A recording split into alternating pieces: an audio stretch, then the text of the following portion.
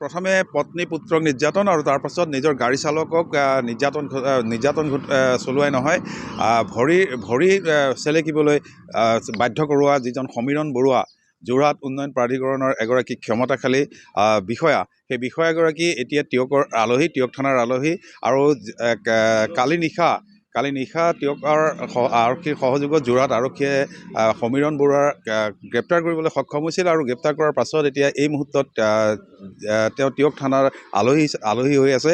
আৰু এই কথা ক'ব লাগিব যে যিগৰাকী গাড়ী চালক, সেই গাড়ী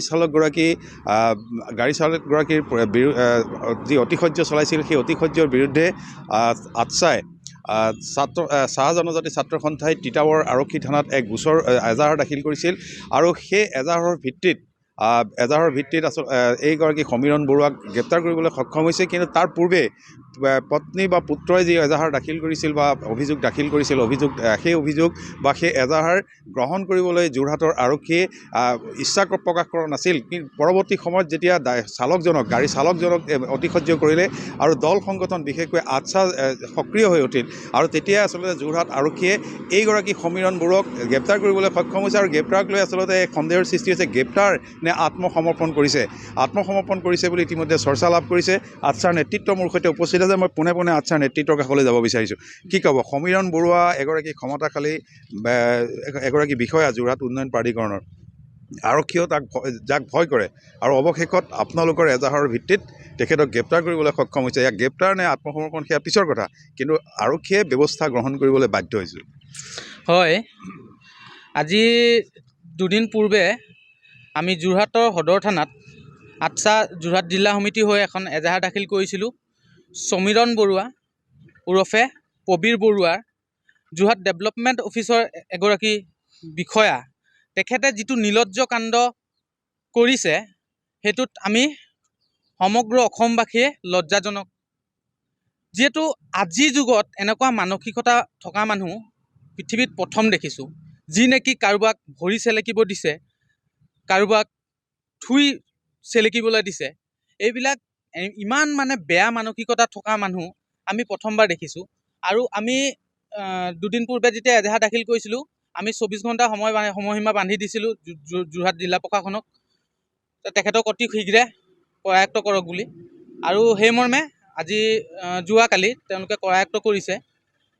যাই কি নহওক বাৰু, কৰায়ত্ব কৰিছে, আমি অসম পুলিচক ধন্যবাদ জ্ঞাপন কৰিছোঁ। বাকী অসম চৰকাৰক এটা আমাৰ তৰফৰ পৰা অনুৰোধ থাকিব, তেনেকুৱা অমানৱীয়তা থকা মানুহ এইটো মানৱৰূপী দানৱ বুলি কওঁ আমি। কাৰণ মানৱ হ'লে মানৱে এনেকুৱা কাম নকৰে, মানুহ হ'লেতো মানুহে এনেকুৱা কাম নকৰে। যিহেতু দানৱ হ'ব লাগিব, দানৱবিলাকে এনেকুৱা কিছুমান কাম কৰিব। তেখেতে নিজৰ মানুহজনীকে হওক, ল'ৰা ছোৱালীবিলাকক হওক, এনেকুৱা মাৰপিট কৰি ভৰিৰ তলতে ৰাখিব খোজে। তেওঁ প্ৰত্যেক দিনা তেনেকুৱা মাৰপিট কাজিয়া পচাল কৰি থাকে। আৰু তেওঁ চাহ জনগোষ্ঠীয় মানুহ এজনক যদি এনেকুৱা ব্যৱহাৰ কৰিছে আৰু ভাবি লৈছে যে চাহ জনগোষ্ঠীয় বা আদিবাসী মানুহবিলাক একো কৰিব নোৱাৰে, সেইটো তেওঁ ভুল ভাবিছে। আমি সকীয়াই দিছোঁ এনেকুৱা মানুহবিলাকক যে আগৰ দিনত চাহ জনগোষ্ঠীয় মানুহ হৈ থকা নাই, এতিয়া চব শিক্ষিত হ'ল। আৰু আগৰ দিনৰ মানুহ হোৱা হ'লে তেওঁ এতিয়া পৰ্যন্ত হয়তো জীয়াই নাথাকিলেহেঁতেন। আজিৰ দিনত আপোনালোকে মন কৰিব, ল'ৰা ছোৱালী চব শিক্ষিত হৈছে, আৰু সেইবাবে হয়তো তেওঁৰ ওপৰত তেনেকুৱা বিহিত ব্যৱস্থা লোৱা নহ'ল। আৰু বিপুল ওৰাঙে দুখন আৰক্ষী চকীত এজাহাৰ দাখিল কৰিছিলে, তাৰ কোনো একশ্যন নোলোৱাৰ বাবে তেওঁ হয়তো হাত সামৰি ভয় খাই তেওঁ বহি থাকিলে। যিহেতু এজন প্ৰভাৱশালী মন্ত্ৰী বিধায়কৰ লগত হাত থকা এজন মানুহ বুলি ভয় খাই তেওঁ এনেকৈ বহি থাকিলে। আৰু এই আপোনালোকৰ সংবাদ মাধ্যমে যিখিনি কাম কৰিলে, আজি তেখেতক এই বস্তুটো খুচৰি উলিয়ালে, আৰু আজি তেওঁ শাস্তি পাবলৈ সক্ষম হৈছে। সৰ্বপ্ৰথমে ধন্যবাদ জ্ঞাপন কৰিম যোৰহাট সদৰ আৰক্ষী বিষয়া মহোদয়ক। যিহেতু অতি আচলতে অসম জোকাৰি যোৱা এক লজ্জাজনক এটা কাণ্ড। আৰু আমি এটাই দাবী জনাব বিচাৰিছোঁ আমাৰ ন্যায়াধীশলৈ, যে তেওঁক কঠোৰতম শাস্তি প্ৰদান কৰে। আৰু লগতে আমি আৰু এটা কথা আহ্বান জনাম যে সেই ভিডিঅ'ত আমি দেখিছিলোঁ যে এই সমীৰণ বৰুৱাৰ লগত কেইবাগৰাকী আচলতে তেখেতৰ সতীৰ্থ আছিলে, য'ত নেকি তেওঁলোকো আচলতে জড়িত আছিলে। আমি এটাই দাবী জনাম যে সেই তেওঁৰ লগত থকা যিসকল আচলতে বন্ধুবৰ্গ, তেখেতসকলকো আচলতে কৰায়ত্ব কৰিব লাগে।